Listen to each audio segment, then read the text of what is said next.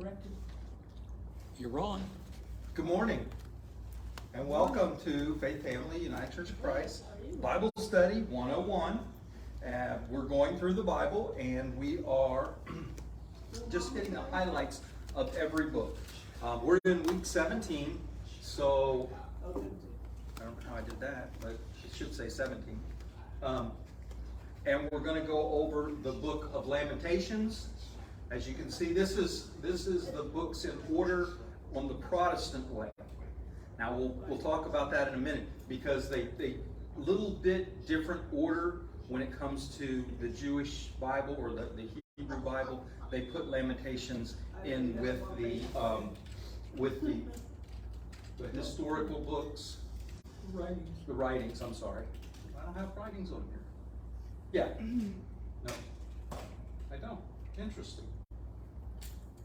Well, the writings is only in the Hebrew. It's called that. Yeah, I was trying to figure out which.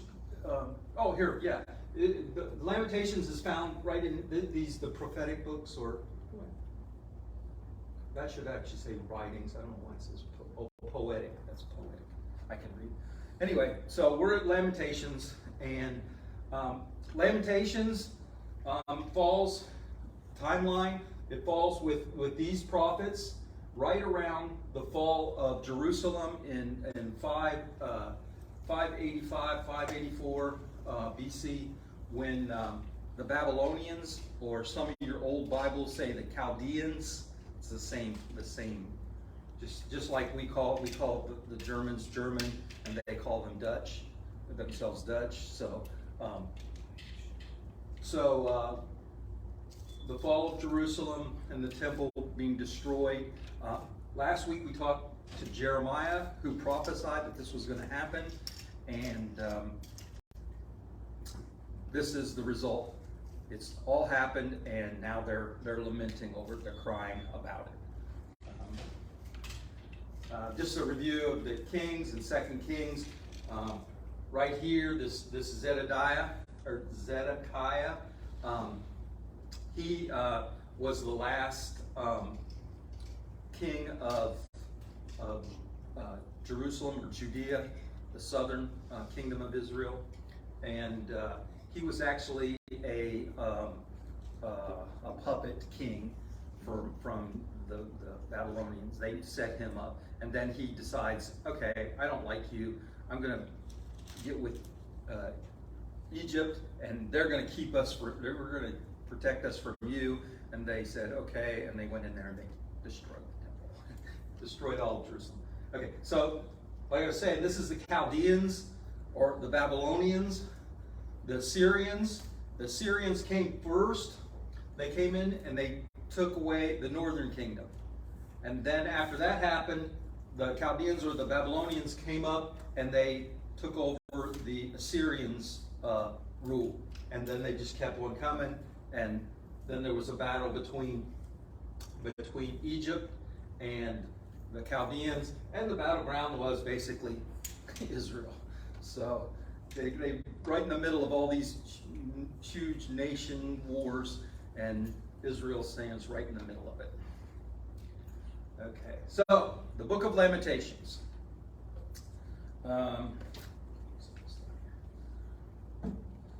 book of Lamentations, traditionally, it was written by Jeremiah.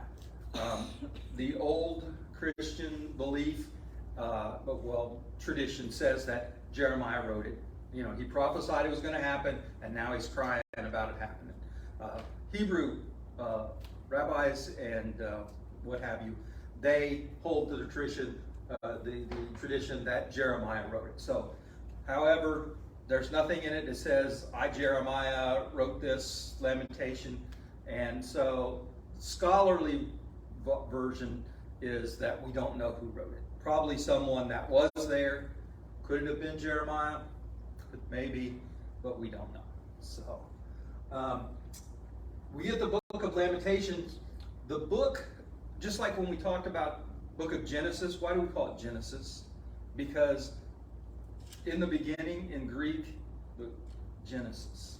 So the very first word is usually the word that they take. Now, in Hebrew, the first word is echa, and that is how. In other words, they started out, and he says, the very first word is how lovely sits the city. Okay? But if you look at it in a way of lamenting, it's like, how in the world could this happen?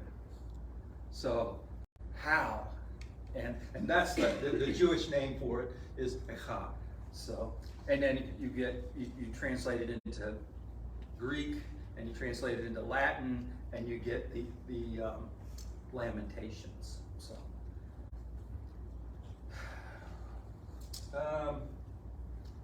probably written by a survivor of the destruction of the event to come to grips with the atrocities that are happening. Now, this is a city under siege, and a city under siege, basically they surround the city, nothing goes in, nothing comes out. No food, no water, nothing goes in. And so they're basically, they live off what they have, and then when they don't have, it gets really terrible. And so it is the author's way of explaining how this could have happened to God's people. Okay, like when we went over the book of Job and how Job was going through all this terrible stuff, and his friends came and said, well, it's because you sinned. What? Confess your sin to God. And Job's like, but I didn't sin. And so it's kind of the same idea. They're like, why did this happen to us? And there's actually 5 poems, and I think that's the next year. The book consists of 5 different poems that try to explain this. Why this thing happened. Why did the destruction of Jerusalem, with all the people being carted off, why did this happen? And when we look at it, the first, the second, and the fourth poems are acrostic. Now, acrostic means that you have a pattern to your poem, and the pattern that they have is the Hebrew alphabet has 22 letters, 22 characters, and so this happens in a lot of the Psalms too. What happens is you take the first letter of the stanza and you make it in line with the alphabet. So the first line starts out with the ekah, which is an alpha. So that's A. The second line would start with the beta. The third line, gimel, and so on. And it goes through all 22 characters. So the first poem, the first chapter has 22 stanzas. Okay, you go to the second, it does it again. Second chapter, second poem, because these are like separate poems. You can put them at second poem, separate poems. The second one does the same thing. It goes through, and each stanza, all 22 of them, start with the letter of the alphabet in alphabetical order. So, and then in the fourth one, it does the same thing. Now the third one, the third poem, chapter 3, is a little bit different. It is complicated. What it does is it takes the 3 stanzas. So the first 3 lines of chapter 3 all start with the Aleph. Okay, so verse 1, Aleph. Verse 2, Aleph. Verse 3, Aleph.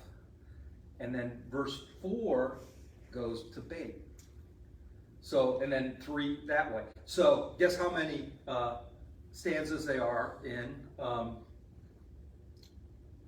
chapter 3? 66. Oh, we got a mathematician there. Yes, there's 66 verses in chapter 3. And that's why they call this one the heart of the book. It's kind of the whole crux, because they're trying to draw attention. Now, the interesting thing is verse 5 just loses it altogether. It doesn't do that same order, but it does have 22 stanzas. So those are the five chapters or 5 poems. Thank you. And one more thing I wanted to say. Poems. Oh, they don't know why they do that. In the Psalms, when they do that, they think it's kind of like some kind of a mnemonic device to help remember. You know, oh, where I'm at now. I'm at hey. So the next one's going to be. So you can remember what you're doing. It could be that. It could be just a way to keep your thoughts and. They were memorized. Yeah, they didn't. Yeah, because most people back then, the literacy rate was really high, and so only the learned people would actually read it. And so, like I said, it could be a mnemonic device that to help them remember it. They could have been written by different people. Could have been written by different people too. Yeah. Okay, so the first one.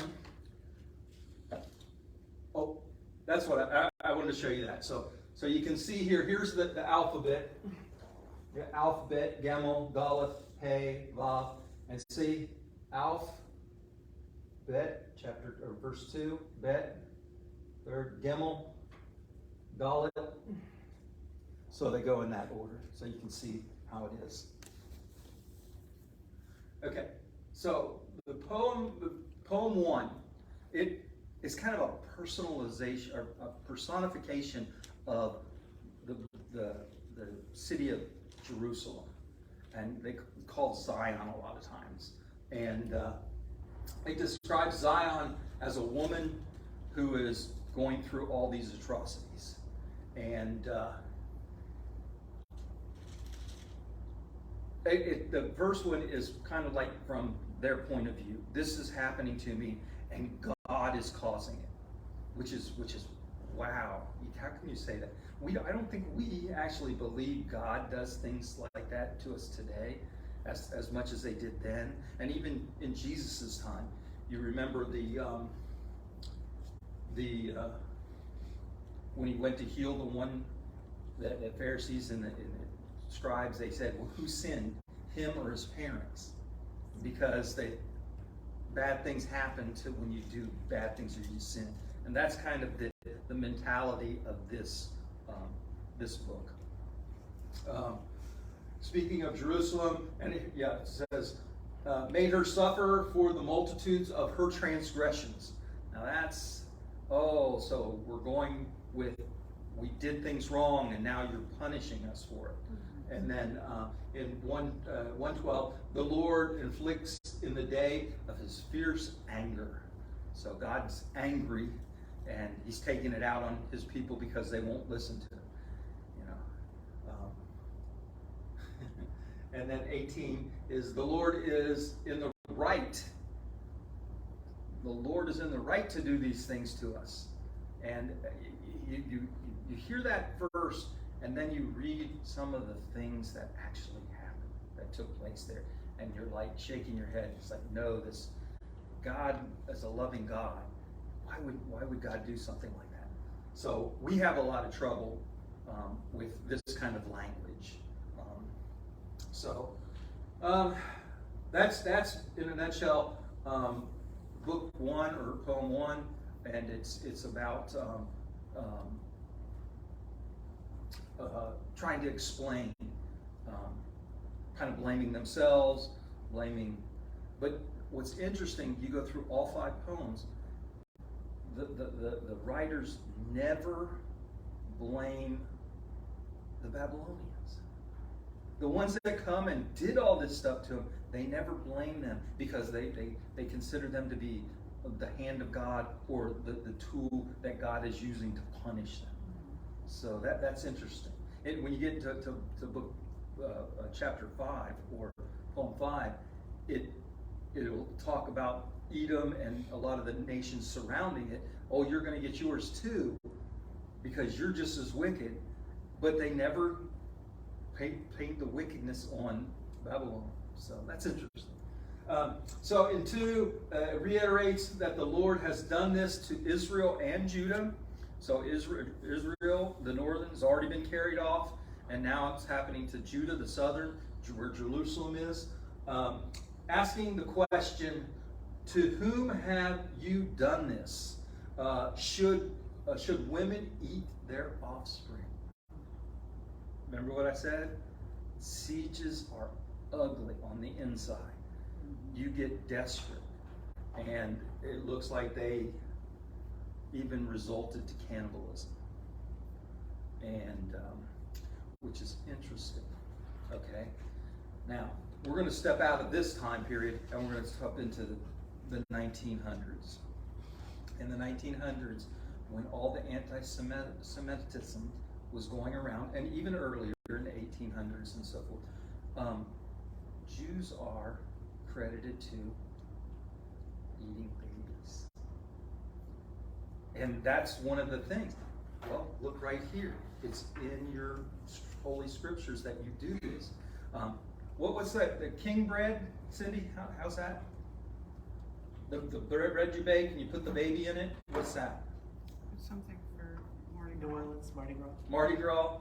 Okay, I thought that was, No, it's related to Lent. yeah, okay. So you can see the idea here is just fuel for people that want to hate on them. And so that's this, like the Christians, the early Christians, they were accused of incest because they had love feasts and they called everybody brother and sister. And then, wait a minute, how are you married to your sister? Or how are you married to your brother? And so that idea gets distorted. Yes. Body and blood of Jesus Christ. There you go. They were cannibals too. Mm-hmm. So you can see how that kind of anti-Semitism gets evoked right here. But it comes out of that horrors of their city being under siege, and they sold their kids into slavery. They sold themselves into slavery just to have food to survive.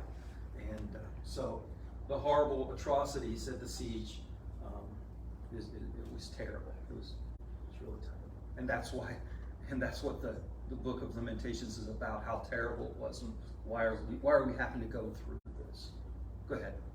All the people left in Jerusalem were without religious leaders at this point. Yes. So they're really floundering. Yep, that was one of the first things that happened, and it says it too that the priests and the prophets were actually killed in the temple, taken in the temple and slaughtered there. And so, like I said, they didn't have any spiritual guidance or spiritual leadership. So, part 3, the heart of the poem in chapter 3, poem 3, and I think that this tries to give a little bit of hope. You know, we went through 2 poems of this horrendous thing that happened to us. And why did it happen to us? Oh, it happened to us because we weren't faithful to God and we didn't do what God wanted us to do. And so He's punishing us. And now we're going to get a little bit of hope. And I love 21 through 24. It says, Yet this I call to mind, and therefore I have hope. And that is because the Lord's great love, we are not consumed.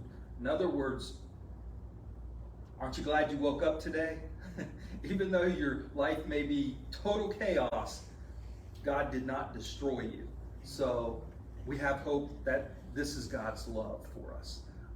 And His compassion never fails. And they are new every morning. See, every morning we wake up, we should feel blessed that we woke up. Yes. Great is your faithfulness. This is a direct praise to God. The Lord is my portion. Now, this is interesting. I'm looking up this word. What does that mean, that phrase? The Lord is my portion. Well, what does it mean by portion? Well, portion, if you recall, when all of Israel come into the promised land, they divided up the land.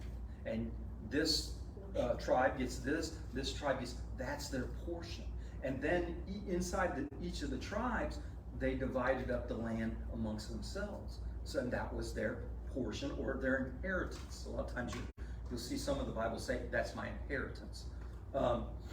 So instead of the land that was promised being the inheritance, now it is the Lord. In other words, wherever the Lord is, that's where my inheritance is. So, and we'll look at that a little bit different. Did I not do that?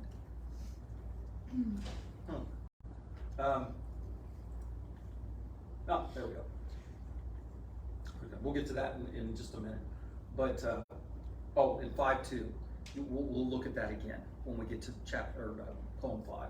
So, it's about hope. It's about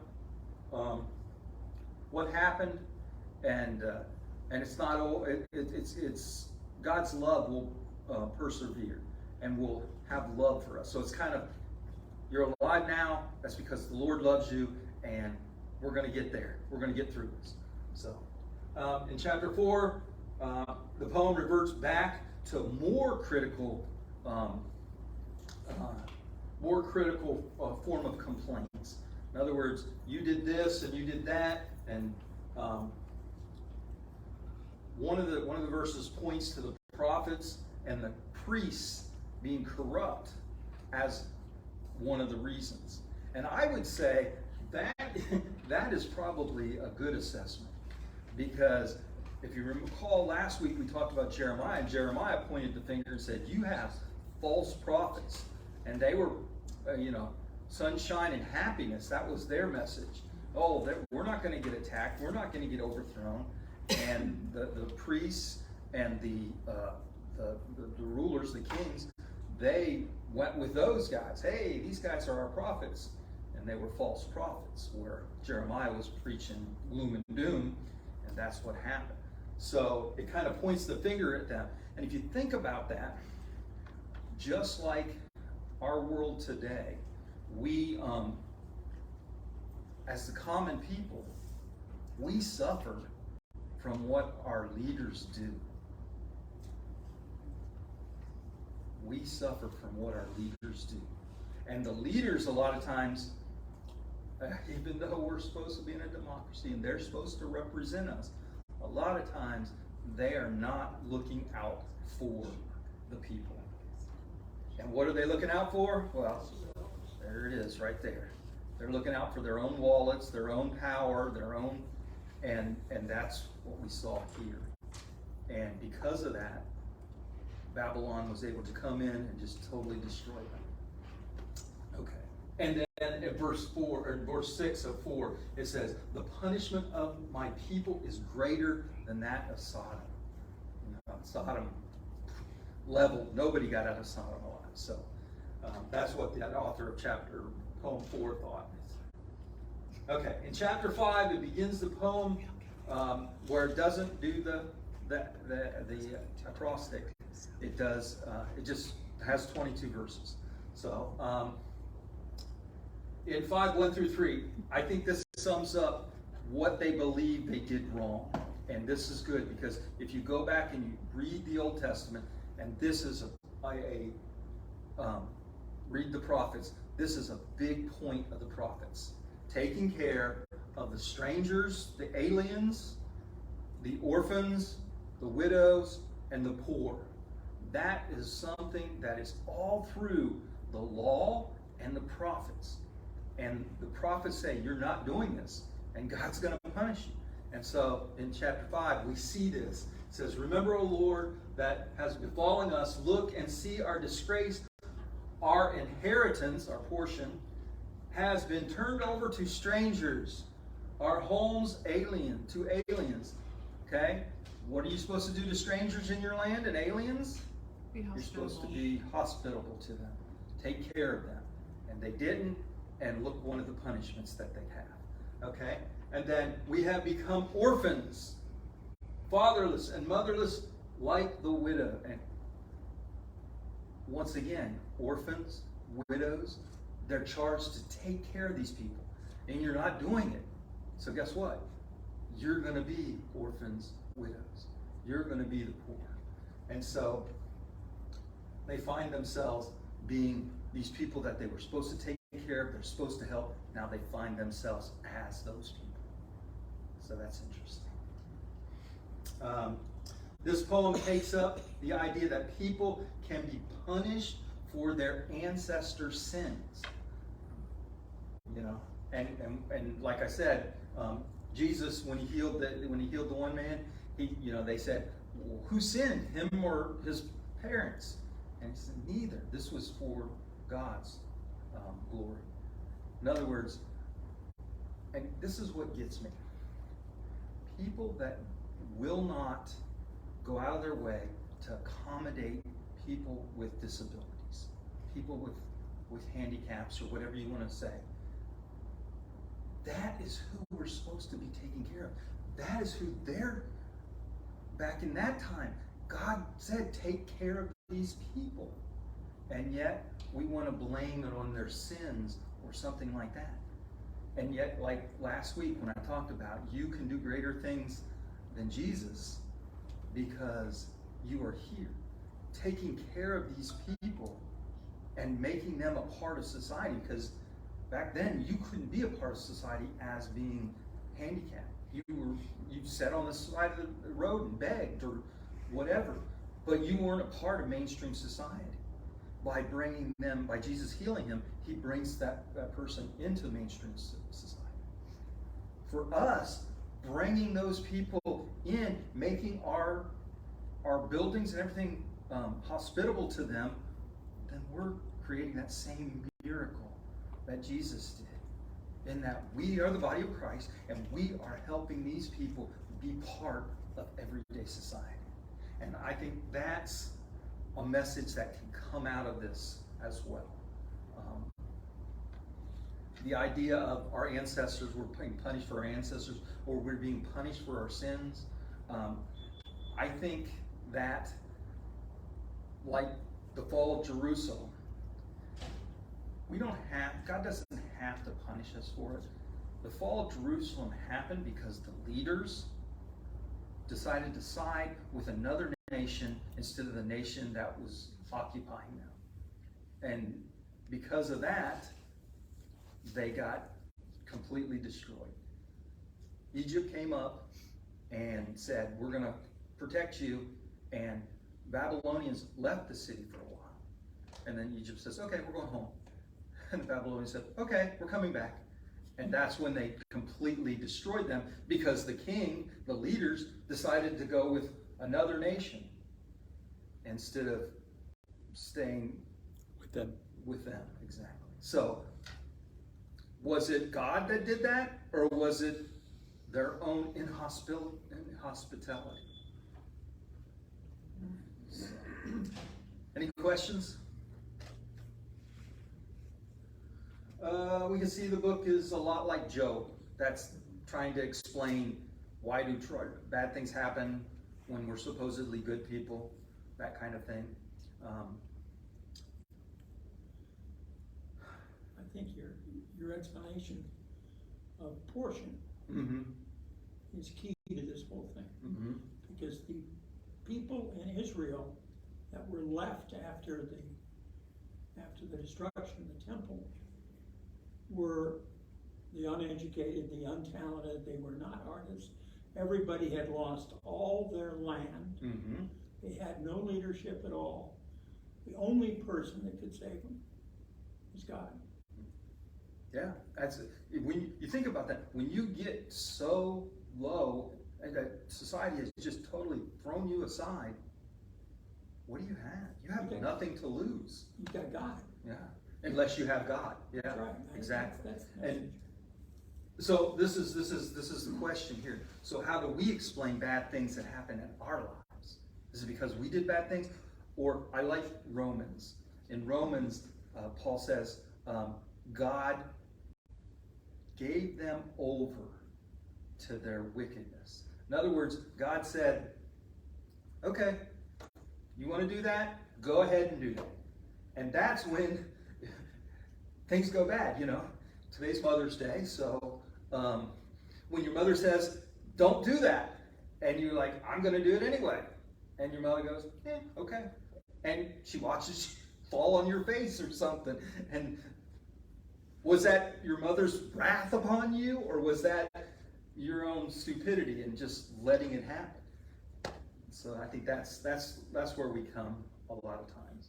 You know, God will forgive you, but you still have to live with the consequences of what you do. Any other questions?